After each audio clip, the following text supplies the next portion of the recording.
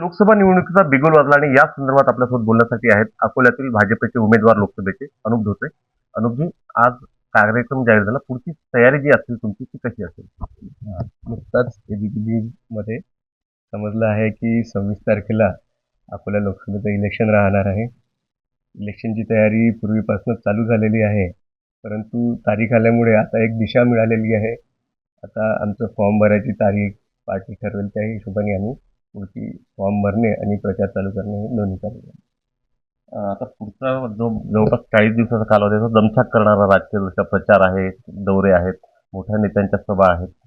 काय असं याच्या नियोजनाच्या अनुषंगाने काही चर्चा झाली का वरिष्ठांसोबत किंवा पक्षाच्या कार्यकर्त्यांसोबत? नक्कीच एक माननीय अमित शहाजी आले होते. त्यांनी आमची एक प्रचार समिती त्यापूर्वी आम्ही फॉर्म केली होती आणि त्या प्रशिक्षणामध्ये त्यांनी आम्हाला कसं कसं जायचं आहे, पुढे कसं जायचं आहे, काय नियोजन करायचं आहे याचं त्या शिबिरामध्ये मार्गदर्शन केलं आहे. त्या हिशोबानेच आम्ही पुढील कार्य करू.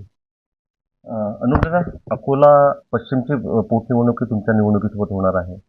काय त्याच्या अनुषंगाने काही वेगळी आता तयारी जी आहे ती पक्षाची असणार आहे, काय स्ट्रॅटेजी असणार आहे?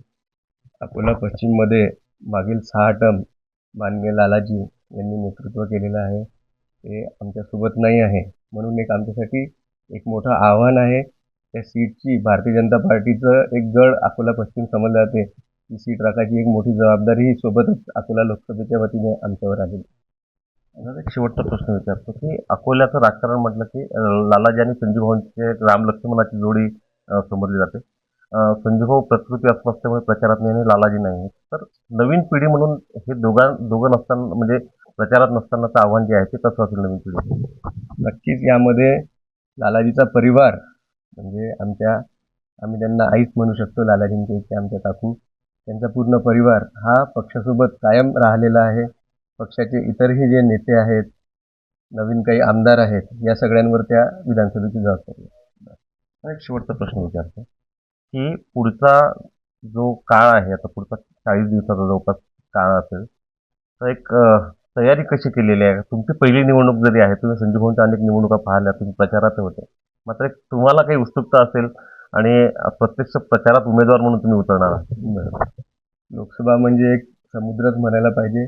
या समुद्रामध्ये आम्ही सगळे कार्यकर्ते एकामेकाच्या सोबतीने उतरलेलो आहे आणि दिवसही उन्हाळ्याचे दिवस आहेत, त्यामुळे उमेश भाऊ नक्कीच हा एक मेहनतीचा आणि सगळेच दृष्टीने एक काळ असणार आहे.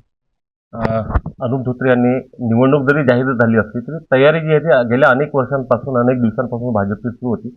त्यामुळे आव्हान जरी असलं तरी भाजपचे कार्यकर्ते हे आव्हान सहजपणे पेलवून लावतील असा विश्वास जो आहे तो अनुप धोत्रे यांनी व्यक्त केला आहे. उमेश एबीपी माझा अकोला.